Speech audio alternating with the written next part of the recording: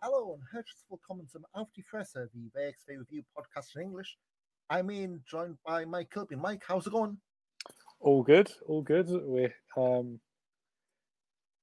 in the final stretch.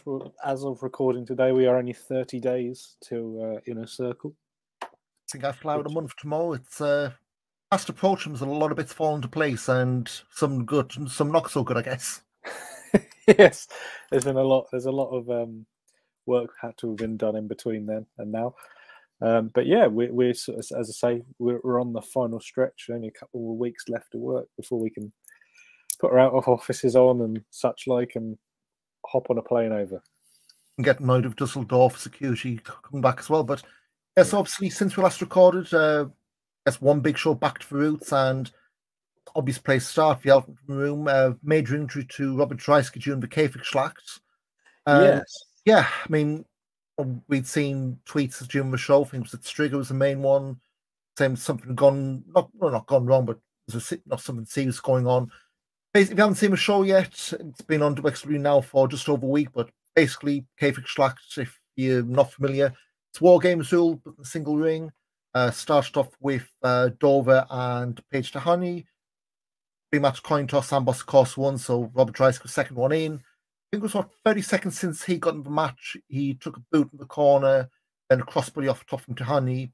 Dreissker stayed down. It was literally seconds later. You could see blood on his shoulder and on his chest. And yeah, it was a mess. Been diagnosed fractured jaw, fractured cheekbone, a broken nose. He's had surgery. Thankfully, he's on the road to recovery. Obviously, not going to be wrestling over Carat weekend or anytime soon. But yeah, watching that, I mean, I watched the German version, and the reaction of, I think it was Christian and Metz, obviously doing commentary live. Clearly, you don't expect something like a crossbody to take that much damage. It's completely, it looked like nothing, and it's a crossbody move that you can't really see it from the angle what really does happen. It's just, I think, just sheer bad luck, isn't it? It's just that's the definition of a freak accident, really, isn't it? You can't protect yourself from something like that. You can't really hold any blame towards Tahani. You can't really hold any blame towards Dreissker. It's just something that sometimes happens. I mean, in wrestling, it's always the innocuous stuff that does the damage. Like, going back to 2001, Sage, jumping off the middle rope and it completely shatters his leg. It's all and I'm being completely flippant when I say this. You look at the dangerous flippy do guys, being the crotchety old sods. You don't see someone do they are the odd videos, but you don't see folks like the 630 corkscrew splash and then they paralyze themselves. I know it's the odd clips through Botchamania and all that, but it all seems to be the relatively simple stuff. But yes, I mean, they could, and Tahani and Dreissker, obviously they've worked together lots of times. They train well. I think I can imagine they do train together quite a lot. Obviously, both in Hungary and in Germany, and I bet they've done that crossbody a dozen times. Nothing, and obviously it's just as I say, completely freak accident. You can't really. There's not really anything you can do to stop it. But obviously, we send the best wishes to Dreissker. I think one of the real good guys of wrestling in general, and it's going to be a real bad loss to have him not in 16 Carat. I think for me especially, he's one of the he's always one of the highlights. He's someone I've always enjoyed watching ever since sort of the first time I went out there, and it will be strange to not have him around. Really, well, he'll be there, I assume, but it'll be strange to not have him in the ring. Yeah, he's always been like everyone's dark horse, and then he's last year he was in the finals, and bits and pieces I've heard they had to change a lot about the Käfigschlacht. Dreisker's quote unquote leader of Amboss. I know they don't have a de facto leader, but the main figure associated with them. They obviously had to change a match, with French Dolls and Tahani having a numerical advantage. They end up winning, but yeah, and looks to me it's thrown a lot of plans both that night and run up to Carat into disarray. And I guess, obviously Dreissker, big part of actually behind the scenes as well, because at the same time, He was at the University Clinic in Essen. Rotation had surgery on his historical knee injury, so got both the main trainers at the academy on the shelf, which ain't good timing. I understand Tierney has been substitute sort of head coach temporarily. That was sort of revealed. So yeah, I think it's completely unfortunate that it's just so happened that two at exactly the same time. It's I was actually relocate the academy to the University Clinic of Essen, which I don't think been too pleased with. Yeah, exactly. But, so obviously best wishes to both Dreissker and Rotation, but some news broke just before we came live tonight, and I guess it's kind of changed the complexion of 16 Carat Gold. So obviously the big storyline since last summer was Norman Harras wanting to screw Levaniel out of title shots and what have you. And they've announced tonight that Levaniel is going to have to go the distance for Carat. So I know the joke from the weekend was I refused to acknowledge it. So this weekend in Bielefeld, they're doing the Road to 16 Carat Gold tournament. They'd announced 3 matches, and it was weird that there's only 3 matches for a tournament. So video went up tonight. Norman Harras announced that Levaniel is in the finals of the Road to 16 Carat Gold tournament. It's going to be a 4-way match. So it'll be him versus the winner of Anil Marek or Ilya Bloom versus Ahura or Alex Duke versus Fast Time Mudo or Heisenberg. Levaniel has to win the match to get into Carat. If he doesn't win, the title's vacated, and the winner of Carat wins the belt. If Levaniel does win and qualify for Carat, he's going to be defending it in every match over that weekend, which, the obvious thing, we're on the Alex Duke bandwagon, aren't we? The post-fight next champion? Heisenberg, surely, no. Heisenberg. Yeah, it's the equivalent of starting the FA Cup extra preliminary round, isn't it? You've got to go through. The odds have been stacked against Levaniel. Obviously, there's the ongoing storyline between Harras and things, but yeah, the general consensus from multiple sources not overly positive about this. Really, I think. I mean, we can do a Carat preview after the Bielefeld silver drops. To me, and we recorded this at what 2.5 hours after the announcement was dropped. To me, what it's either saying was going to be Screwjob and Bielefeld, or the entire weekend of Carat, everyone's going to be expecting interference. Now, not fancy book, but my suspicion was based on bits of fall into place. You're going to have had Amboss run wild throughout the weekend. Levaniel beat Lawrence Roman night 1, night 2, or whatever, then night 3, Dreissker in the final, but Amboss attack him backstage before and there's the easy win.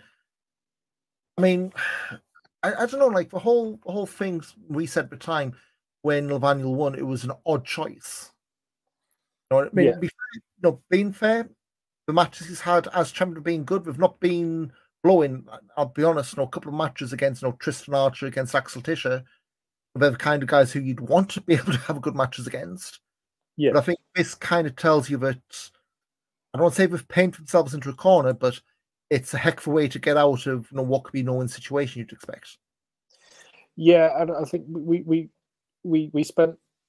I think honestly we've been saying it since Tagfest. To be completely honest, we've been saying that in all reality, like I don't know how you sell a Saturday show with Levaniel as champion, unless in my eyes the obvious match for Levaniel was Simmons, but that obviously wasn't happening. I mean, I suppose it could happen on Sunday. Simmons night, Roman night 2.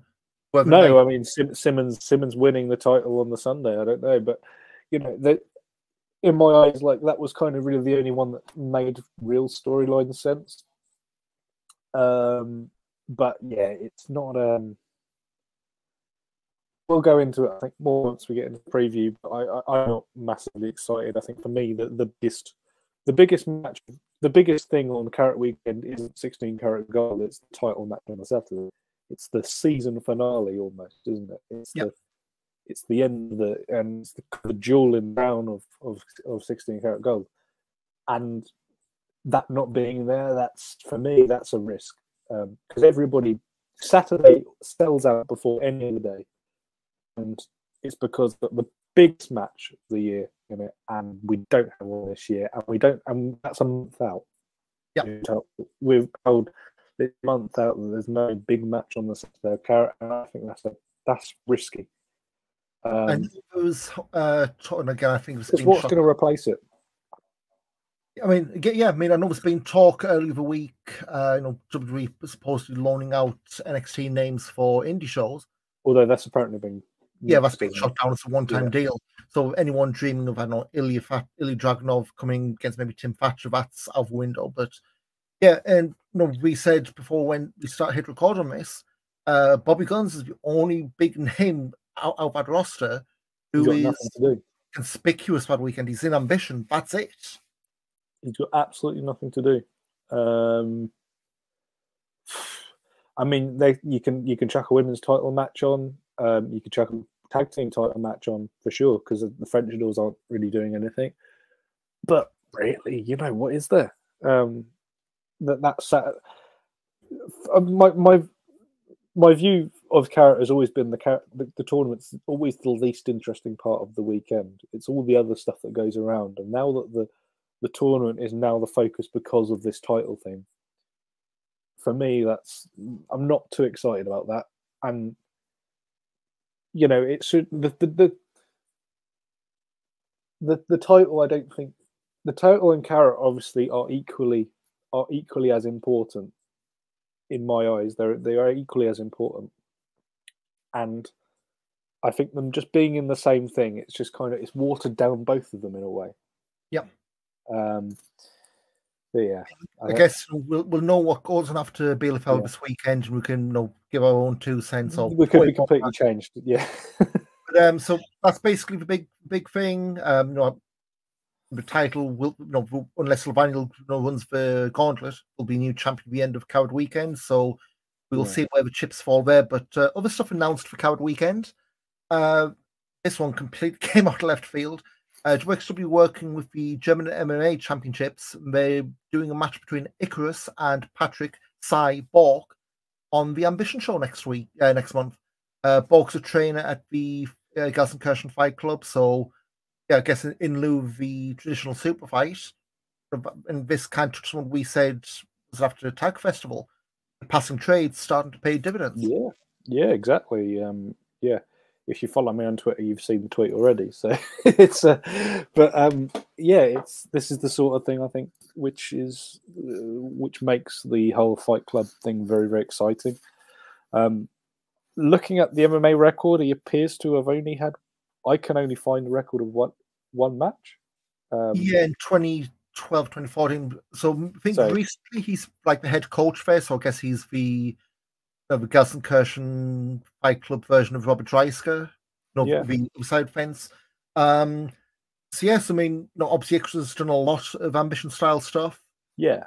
And I'll say this knowing, I'm not exactly a huge MMA fan, but this is bringing some intrigue. I mean, you're not going to have the head coach of the Gelsenkirchen Fight Club into Toulouse, but at the same point, it's back like when we had was it Enochiism. You had it's exactly the same thing. Big stars in against someone who's going to blitz through them, and the damage that could do. Again, it's the newest comparison I can think of, but it's certainly an interesting choice. And who knows? Does this mean we get an Ambition tag festival with a few more GMC guys on, or is this just a one-off, or could it lead to something else? Yeah, I mean. The other thing is, I wonder, is it one of these things where it's he's in this tournament to sort of go, well, I want to have a go at it, and then maybe for his students that he has, is it a case of, well, I've had a go at it, I think you'd really suit this, or because the guy's like in his late 30s, early 40s, isn't he? So 38, yeah. So he's not going to be a prodigy for the future of wrestling. I mean, you can still wrestle in you know, until you're 50, 60, whatever. But I think it may be, well, I don't know, but it could be a little bit maybe late for him to sort of turn over full time. But at the same time, you know, it's you can. The thing is, we know absolutely nothing about him, so I can't say anything either way. He could come out there and he's like Yuji Ishikawa, and we're like, fantastic, brilliant, and we want him on every carrot. But yeah, it's very intriguing. I was a bit down on the Ambition lineup, really, but this is one it's piqued my interest a bit more. I mean, we'll do a preview, but just quick run through who is announced for Carat before we move on. We have got Fuminori Abe, Bobby Guns, Kevin Lloyd, Fast Time Mudo, Davey Richards, Lawrence Roman, who's going to be busy that weekend, Thomas Shire, and Paige Tehani, which, Bobby Guns, I guess, the obvious winner. But yeah, again, for him not having nothing else to do, I guess that's kind of what you'd say, regardless of who else is in the lineup. Yeah. I don't know. For me, it just wasn't the most exciting lineup, really. So, well, speaking of the lineups for the weekend, we've got 4 more names for Carat announced on Sunday: Axel Tischer, Lawrence Roman, Fuminori Abe, and Ares. Abe was in Carat last year, lost to Dreissker in the first round. Tischer's not been in Carat since 2015, having been a finalist the year before. Roman and Ares, it's their tournament debut. So, again, just spitballing here. Given that Abe was one of the first names announced for the whole weekend, but just for Ambition, got to think, is he like the Dreissker replacement in terms of that spot? Yeah, I think Dreissker. I think seeing Abe being announced that late, despite already being announced being there, I kind of get the impression that's what that is. Because I think they'd already announced Bielefeld. So you kind of think of Bielefeld being already announced if they'd kind of said, "Oh, sorry, actually, we're going to put Heisenberg in the tournament anyway," or because in my eyes, Heisenberg would have been a brilliant person to be in the tournament. But obviously, I think Abe is the Dreissker replacement, really, here, isn't he? And then, speaking of other names, we've got some stuff for Fan in May. So that's been run at the Park Fight Club. 3 names been announced for him. So LSG, he's back. He had a couple of tours, I think it was 2018 and last summer as well.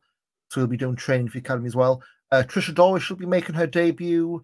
She's run stuff for Even Progress for the last few years in Europe. And name a lot more familiar to us, Michael Oku. Big Mike's having his WXW debut. Because he was at the GWF Light Heavyweight World Cup. He was the finalist for March of last year. He's done a fair bit with Pro Wrestling Österreich as well. Yep. He had his debut there just in the autumn, but then he is going back again later this year as well. So he's well, we did say last week on the the last episode on the hopes and dreams for 2023. We did say Oku, Slater, and Knight Jr. So we got one of them already. So brilliant. And I can butcher it again, but Jetzt wir spielen. Yeah, something like that. There'll be a t-shirt coming out that soon anyway, known Michael. But so I'm not going to go for all of these because New Japan is in tag solve every day, it feels like. But Oscar, 2 singles matches since we last recorded. Both losses. Hang on. Where's the music? Oh yes. Come on. And this is what happens when you do the wrong thing on the mixer board.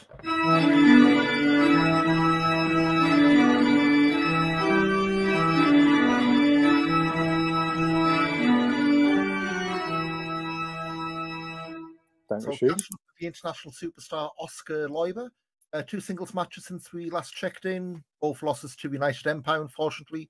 January 25th, lost to Aaron Hanare, and this past Saturday, lost to champion of the British, Great O'Khan, which might be something we could see a few times, maybe in England if things work out, but you never know. But get him to the 229.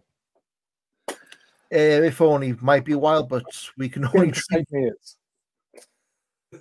They don't run. Where was that place they used to run like once in a blue moon? Blanking. It's like really small town near St. Neots. Ely? No, like we used to run there before. I'm now looking up cage March? match. Huntington.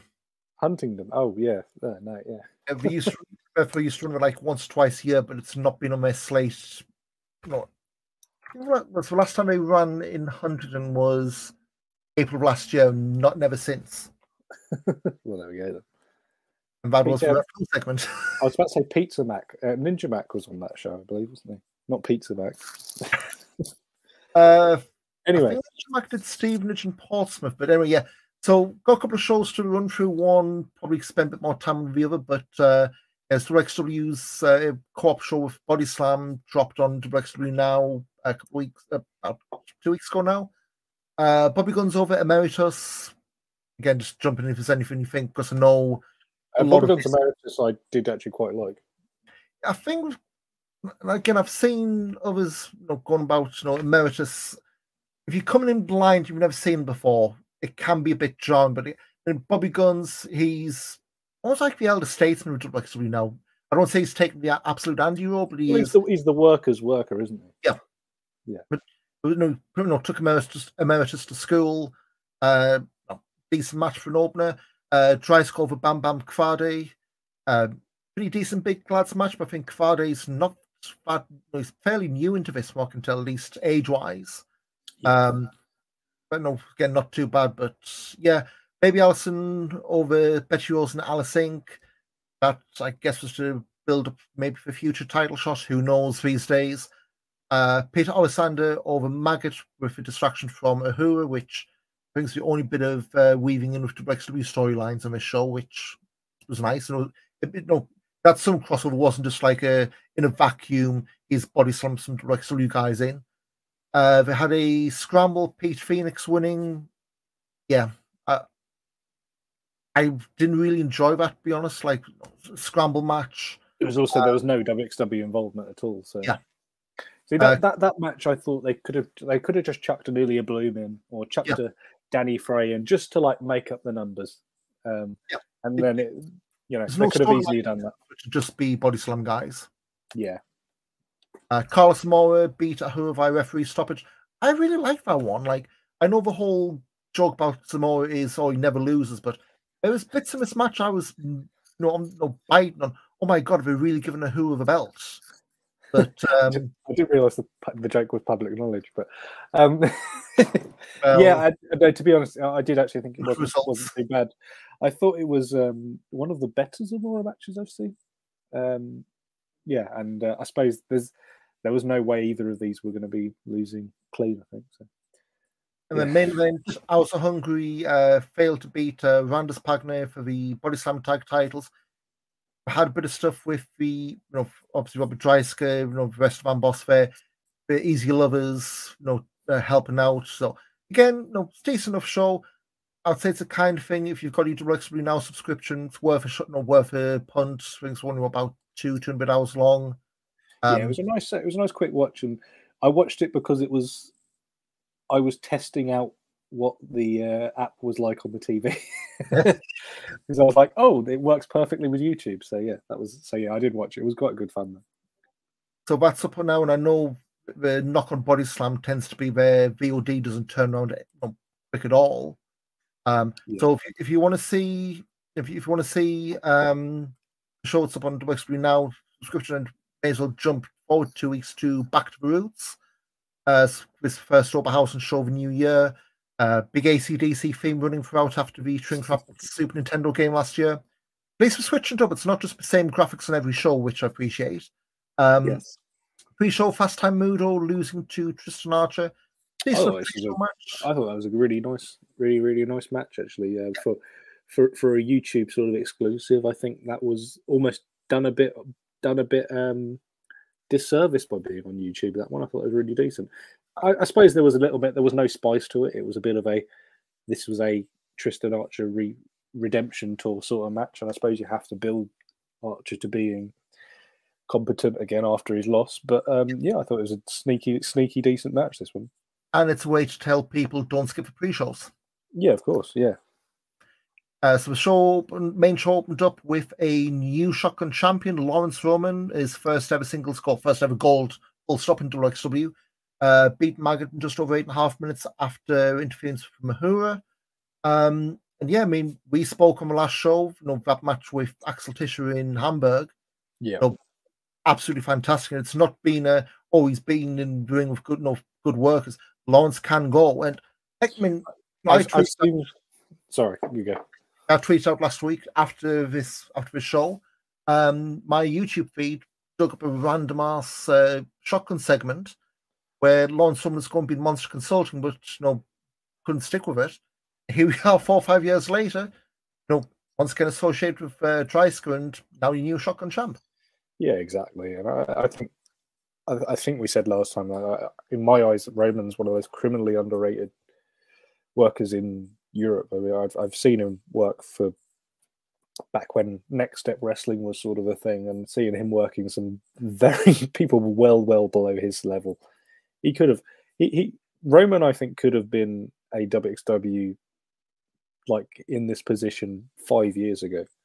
I think that's the thing. That's the thing with Roman in that position. So it's good that he's finally got the shotgun belt. I think there's a lot you can do with it, and there's finally a bit of gold within sort of the Amboss sort of setup. But yeah, it's the story around the match obviously built around Ahura assaulting Allison.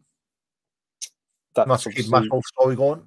Keeping that nice and warm. I think it points towards Maggot and Ahura, although actually possibly not so much now because of Bielefeld. It was pointing towards Maggot versus Ahura for night one of Carat, but yeah, I think night 2 and night 3. I mean, yeah, I don't think it's a ladder match, but that weirdly seems like it's the start of the whole feud. Yeah, it's good we got the shotgun belt away from it, though. Yeah. It was back and forth. You was putting a prop on something that didn't need it. They already have something really, really tangible, and and more than anything, it gives Roman a chance to sort of get his work rate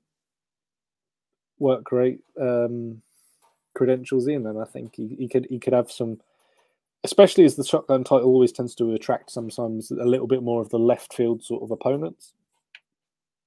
I want to see him go against some of these people. I'd like to see a big Guns and Roman match. I think that would be a really good one to sort of replay, because I think they're in the same sort of wheelhouse. Oku versus Roman, sort of looking towards FAM. I know that's many months away, but I think that could be a sneaky sort of hit there. So very excited to see him have the belt, and entirely deserved. And you don't get anything for nothing, and that is someone who's worked their absolute arse off. I think he's had a few issues where he's had to hang up occasionally, but yeah, this is 5 or 6 years overdue, to be completely honest. He could have been shotgun champion during peak 2018 sort of period. Tied 2019, then obviously a pandemic. We all well too aware of that. Came back to WXW October 2021, and never looked back. And obviously now part of Amboss, it's more than just he's a guy who in Dresden, big part for roster. So he's to a hell of a run for him. Yeah, good on you, man. Ava Everett beat Maria De La Rosa, and I guess the main big story in this, Ava's lost luggage. Yeah, she's had a bit of gone through the mixer a little bit, hasn't she, the last couple of weeks. This was a return match, wasn't it? So back in the saddle, back over here, and it was interesting. De La Rosa, I think, because she was around during the pandemic period, wasn't she? No, so I think you're mixing with Sarah Lee on mid. De La Rosa came over for the Tag Festival weekend, so she did the International Freeway at Femme Fatale, some Wheels Wrestling stuff. Yeah. I mean, decent match. It looks like they're warming up Ava for women's title shots over Carat weekend. It's a safe pair of hands to be putting in it, because she can talk better than 95% of the roster in general, to be completely honest. So that's it would be a bit of a no-brainer if she didn't at least get put in something quite spicy over the weekend. First of 2 matches with Folks Millie Trust, we had Metahan and Rambo beating the Greedy Souls, Brendan White and Danny Jones. And considering they came to the match with, the polite, the good guys here, my God, the Greedy Souls worked really well as good guys here. Like, had the crowd on their side by the end. Surprisingly, yeah. In the German commentary crew, Matt and Christian, they pretty much say, obviously we don't know, it's many months away, but you had them, pretty much actually going, oh, it's be great if these guys were in a tag festival, and they said the same on the English commentary as well. Oh, great! Well, yeah. Well, and this met Mark Shuttlemat, so common thread, but yeah, with based on that, hell of a debut, and hopefully it leads to further dates down the line. Yeah, for sure. I think I could see them. I've always been a big fan of Brendan White. I think since I first sort of clapped eyes on him, and Danny Jones he's got excellent credentials through obviously the All Japan run and things like that. So yeah, and obviously we've seen him a lot with in Rev Pro, and I think kind of from my point of view in Rev Pro, they're very limited with, they've only got 2 or 3 other teams that they can really work with. Seeing them against people who I don't think they would have ever come in contact with. I can't think, unless Lucky and Danny Jones have maybe had something in the past. They had one match on that show we know not to talk about. When he was Tail Man, he had like a quick squash on that show we no longer speak of. But yeah, John, I didn't even know what you were talking about until I realised. Yeah, so they're not people who have necessarily worked, but yeah, I thought they showed a great account for themselves, and quite a few of the sort of the Germans who I know went to the show, they seemed to be quite impressed by them, and yeah, I think they worked very well as faces, surprisingly as well, because we've not really seen it. Yeah, that blew me away, and of course, I've always thought Brendan White's been is a quite genuine face. I think there's always that, and Danny Jones. The only time I've ever really seen him work face was when he was doing the whole Dragonheart stuff. Yep. When he was sort of doing the not the Devitt rip-off, but he was kind of doing the demon paints. I've got to remember the mask now. Yeah. Well, it wasn't a mask. He had the body paint, didn't he? This is like it's very like, not say early progress, but kind of like the peak. Well, that's what he took out to All Japan, the Dragonheart. Yeah. So decent. I thought it was a decent show, and I'd like to think that they've got I feel like they've impressed a certain number of people. So who knows, really? Get those German visas booked, lads. You might be needing them. They've got further than many teams who I think have been shouted about a lot more. So yeah, good on them. Next match, and my match for night, Bobby Guns beating Yota Tsuji just over a quarter of an hour, and WXW, they posted the Tsuji entrance on YouTube, on Twitter, and I would say crickets in terms of maybe like a smattering of guys who know him from New Japan and Rev Pro, the light applause, but my God, this absolutely knocked out the park. Like Bobby Guns, he's the kind of guy, if you can't have a decent match with, you maybe want to look at what's gone wrong. It's the right profession for you. Yeah, I mean, Christ, I mean, we both seen Tsuji this past weekend have a match with knives we're enamored with. Yeah, and this is the same kind of similar kind of thing, a lot of strikes, but Tsuji, since he first came to Rev Pro, September 2021. He's put that together, and he's had a fairly recent run in Mexico. He has come on leaps and bounds just since last year when we saw him more regular. 100%, 100%. I think this was the match that I would have booked if it was me with the book anyway. I think this is probably one of the best matches outside of a. Well, actually, I think it's one of the best WXW matches since last year. Well, not since last year. That's not very good for January. But since the return to sort of full crowds, I genuinely think it's one of the best matches they've done. Absolutely, and you know what? You could tell they were both having a blast in there. and it really, really shines through. And when you can tell that they're enjoying themselves, it's that's wonderful. I thought, this was really, really, really quality stuff. As I said, I think Guns has sort of established himself as kind of the worker that everybody kind of wants to have a good go at. And Suji, I think he's I feel he can be very hot and very, very cold. When he's running cold against people who I don't think necessarily at his level, he really can't keep it together as well. But against Guns, he's in great form at the moment anyway. But Suji, because he had somebody to step up to, he flourished. And it's the whole point of excursion. You go on excursion to work against different people, with different styles. I know on the Fight Feather stuff, and we're going to talk about that in the next episode when part 2 drops.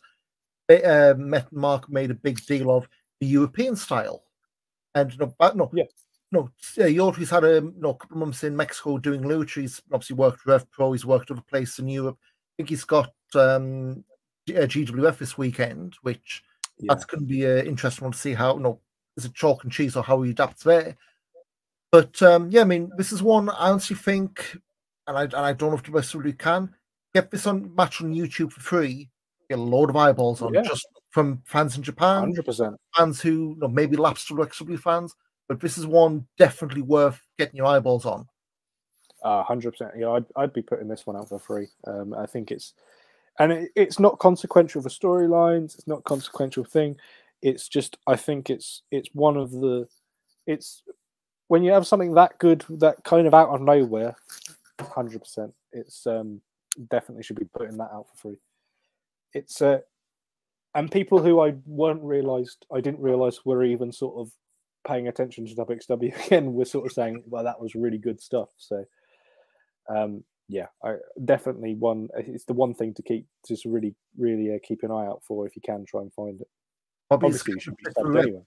Bobby's getting a bit of a rep for these mid-card matches, which nobody's expecting much of, which we probably shouldn't be saying, given he's a former 2-time champ, but he's getting a bit of a renaissance, you stand to think.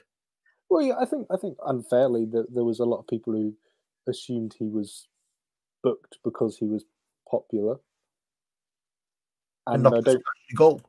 Yeah, and I think there was people who's like, "Oh, he's only good because of the chance. He's only good at thinking." But no, he's one of the best wrestlers in Europe by miles, and I include Britain in that. Like, absolutely brilliant. And I don't really. The lack of interest from Britain has always baffled me anyway. But the whole the reputation, it's way. I think it's completely out of sync with what the reality is. I think he's it's absolutely brilliant stuff. Yep. Moving on, Alice Inc. beat Amal to retain women's title. This didn't start off great. Managed to save it by the end, but yeah, I don't know what it is. I think Alice Inc. having winning the title and having the time off it injured didn't help. But was she won the title despite nobody knowing who she was? She won Femme Fatale, won the belt for next night. Out of nowhere. Yeah. And then, at this point, it's almost like you need to build up a challenger for her to beat. I think that's kind of where there's a bit of a stutter, in women's wrestling in general in Europe is. Yeah. I'm not saying that was got the Rev Pro problem of your challenge of the month stuff.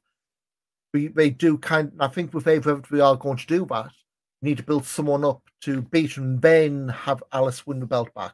I think the issue is you end up with. Think about if it was the other way around, and let's say Amal had won that 3-way at Tagfest, and Amal had taken the belt. Yep. Meanwhile, Alice Inc. she's knocking out Maria De La Rosa, she's knocking out Ava Everett, she's knocking out Baby Allison, every single person, and then. How different would the conversation be if we was look at going towards Carat and Alice Inc. she's knockout with that dragon kick or whatever it is. Yep. Like, how different would the conversation be? And it's just I just feel like it was like they wanted to rush Alice Inc with the belt, and I know they wanted to take they wanted to take the belt off Alison because of the whole maggot storyline anyway. But it just feels like it was completely out of. It was a bit of a rush, and I don't really know why you rushed it, especially when Eva Kolaski, I think, almost was a better choice at Tagfest than at Alice Inc. I don't know. For me, it was a bizarre decision, but I think they're kind of having to book backwards with this one. Yeah. So yeah, Formal's gets kind of out of any kind of contention because the whole thing was, I was never pinned. Well, now she has been, so back for line there. Levaniel retained the title of Axel Tischer. Again, decent match, but like we said before, with the Axeman, you should be having those kind of matches. Not much in the way of shenanigans with Norman Harras, which is good. We're not having all these matches about that. Yeah, we had Axeman turn on him after the match, and then the whole line in the post-match see with Carat, which made me think, was it going to be him and Levaniel on the Saturday of Carat? Well, Tischer's now in the tournament, so I guess now is he going to be the one to upset Levaniel and win the belt without beating him? We've got several former champions, I feel, so when we do the preview, we'll be able to see who now what Flavor Land's going to be like, who's got a shot. Now it's a case of you winning the belt, not just a shot at the belt. Yeah, it kind of puts it up a little bit much, and I think there's a lot of the conversation from that we'll probably have to go into the big preview show really more than anything. But yeah, I thought this match was pretty decent. It was one of the better Levaniel main events, I think. Tischer, I absolutely loved the match. Was it from Back to the Roots last year? Because that was the where it was roles reversed. Yeah, I absolutely loved that match last year. I thought that was one of that was the match where I was like, hang about, Tischer's not the bloke who was the unwanted surprise anymore. Tischer's the real deal. Having the career renaissance sort of thing. That match was the one that sold it on it, and I preferred that one to this one. But then obviously the roles were reversed. So yeah, it was interesting sort of first proper new contender defense. Bit of a weird with the turn at the end. It's spice up Axeman's run as well. So it had been stuttering a bit after the Caranoir feud as well. Yeah, and like there was, I was watching it and they kept on, he kind of stands there and then he doesn't do it and then he stands him again and he puts the belt round him and you're like, oh, what? The turn was kind of, I don't know whether it was well done or not, to be honest, because it was kind of they kept on baiting and switching you with it about 3 times within 2-3 minutes, and then you kind of like when it actually does happen, you'd kind of like, oh well, that was that was coming, wasn't it?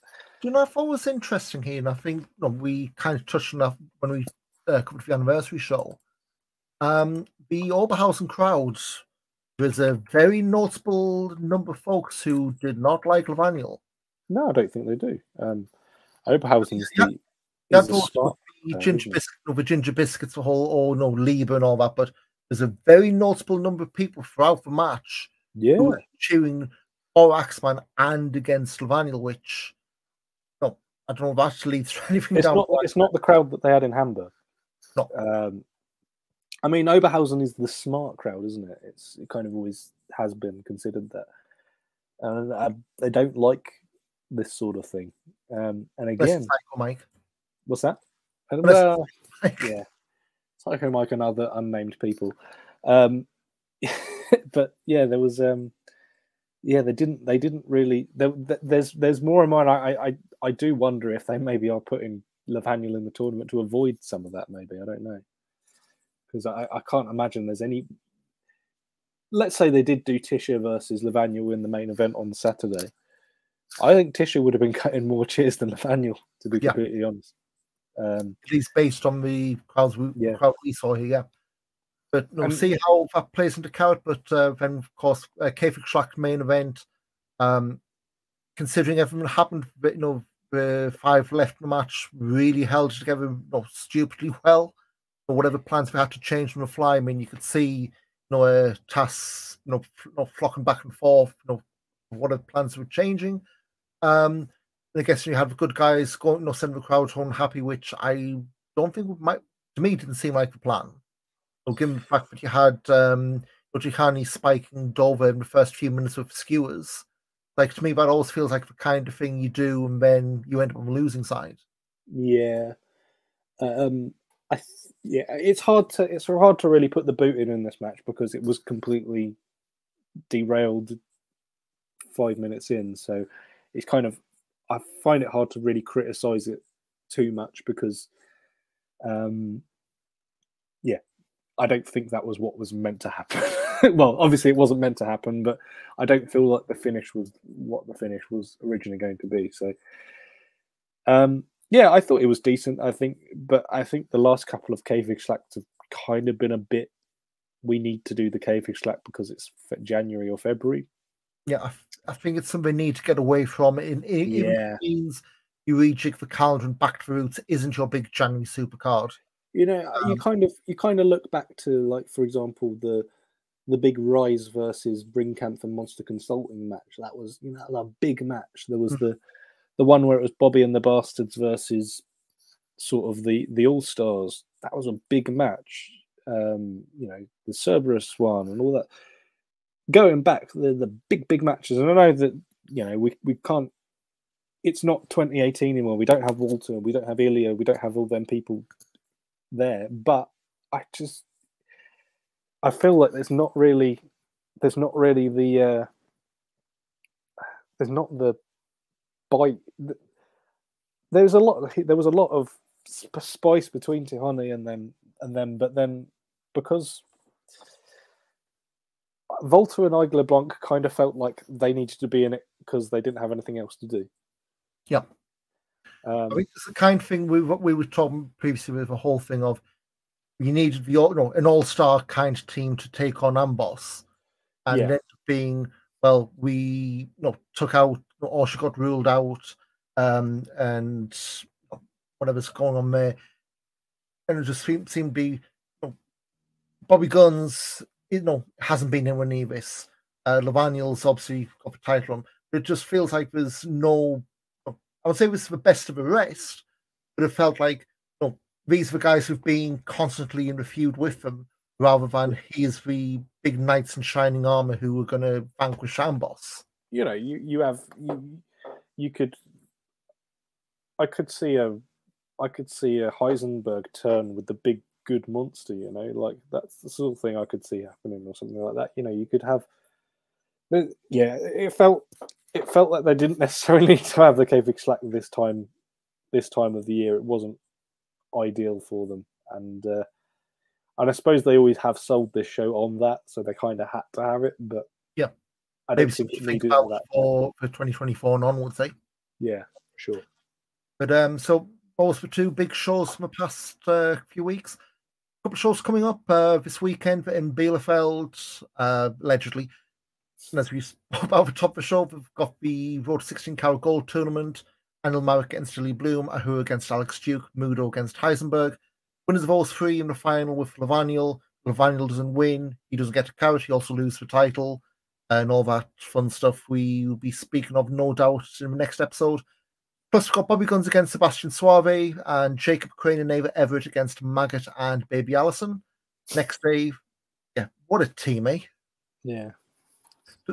Some strange bedfellows. And then Jacob Crane and Ava on the other side. But February 12th, Academy Live in Gelsenkirchen. So far, we've got Thibaut Hendrick against Carlos Zamora, Danny Frey against Sebastian Suave, and Ilya Bloom against Alex Duke. March 4th in Bad Säckingen at the Huber Swiss border.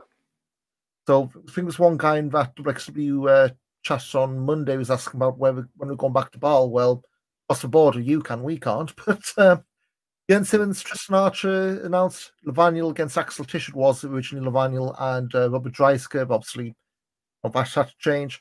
Who against Maggot, which tells me if we're doing this here, probably not going to be over Carat weekend, which is a choice. I don't think this show is getting recorded. No, but even just doing it this close to then, you know what I mean? I don't know. I think they could. Baby Allison against Calypso and Dave Everett against Becca. Not bad show again. Not making tapes, probably going to like the Vienna show before Tag League. But yeah, it's a pretty strong card for a debut in a new part of the country anyway. Yeah, I would have liked to have maybe gone to this one. It's one of these things. It would have. I didn't have enough holiday to do this one. I was looking at it. I like new weeks. Of course, after that, March 9, Gelsenkirchen from the Circle 13 is now sold out. 16 Carat Gold, March 10, 11, 12 in Oberhausen. We'll have a preview up on the website now, and of course, a podcast in a few weeks. March 25th, 16 Carat Gold Revenge in Frankfurt. Again, we just got the poster, so it's Maggot, Alison, Clavaniel, Tristan Archer, Ahua, Baby Allison, Axel Tischer. And then True Colours at Stromberg in Dresden, April 22nd. Lavaniel, Sensivotal, Eigel Blanc, Axel Tischer, Paige Tahani, Baby Allison, Maggot, Ava Everett, Lawrence Roman, Dover Nicholas. Can't read my own handwriting. One time I don't read the typed up script. And that's the lot of it. There's more stuff coming up. Allegedly, they're running in London in May as part of Super Strong Style 16 weekend, but nothing from Progress side yet, apart from it's happening. Just looked on WXW now, and I think you mentioned this for Weekend Mate. They have gone ham when it comes to uploading Carat stuff. Yeah, they've gone back to 2018. Now 2017. Oh, this afternoon. They literally announced they uploaded 2018 just before we started recording, so they are really putting them on them. Yeah. So right now, if you sign up, you can see Carats from 2017 through to last year. I think they also touted, let's see, all the 2022 events are up now. So yeah, plus some of the satellite stuff, like Wrestling Cult, Wrestling Cult. So yeah, they are really quickly backfilling. So if you go into Carat or you want to catch up, they go over getting the big shows up, and that backfilling is really going to continue. Yeah, for 100%. And sort of from personal point, obviously going on the WXW now, we're now sort of about a month into it, aren't we? 25 days, yeah. Yeah. The fact that it's on YouTube is just so much better. Oh, yeah. It's in the same place you want to watch everything else, and you can kind of. I feel I'm impulse watching a lot more. I whacked on the other night. I just whacked on a Wrestling Cult show, and it was kind of like I probably wouldn't. Back when we was on the Vimeo thing, it was a bit of a pain in the ass to have all the scrolling to do. Yeah, and I had to plug it into my TV and things like that. But it's so much easier to use now. It's brilliant, and it comes off just YouTube. It's no problem. Just plug it on my smart TV, and it's away we go. Yep. So yeah, WXWnow.com. Subscribe there. I know we're doing a big Blitz campaign for it's secure, it's no contract, etc., etc. It's a new home, and if you want to catch up for going to Carat or even catch up ahead of Carat, that's one place to go. But Mike, I think that all wrapped up for another episode. I understand you've been ground hopping in a new country lately. We have been, and there will be something up soon. So yes, Groundhoppers Guide, Arnold Eddy Experience. Just type that in YouTube and you should be able to find it. But it's not up yet. But yeah, we have. If you followed me on Twitter or Instagram or anything at Mike Kilby, you will have seen where I went. But yeah, quite exciting. It was good for the soul that weekend. We'll avoid the spoilers for under the podcast, but follow us at Auf Die Fresse Pod on Twitter, at Big Bad Body Drop on Twitter for reviews and all that, at Back Bad Drop on Instagram. Mike's got the same handle everywhere, so just one thing to remember. But that'll wrap us up for another episode. We shall see you in a couple of weeks to talk Bielefeld, and then the big Carat preview before we all get on a train or planes or whatever to Dusseldorf, Cologne, Essen, Oberhausen, wherever. We'll see you. Amsterdam if you're going that way. I know someone is going via Eindhoven. So. I can only assume that it's a lot cheaper going that way, or they booked, or they mixed up towns. But anyway, we'll see you in a few weeks' time. Cheers. Cheers.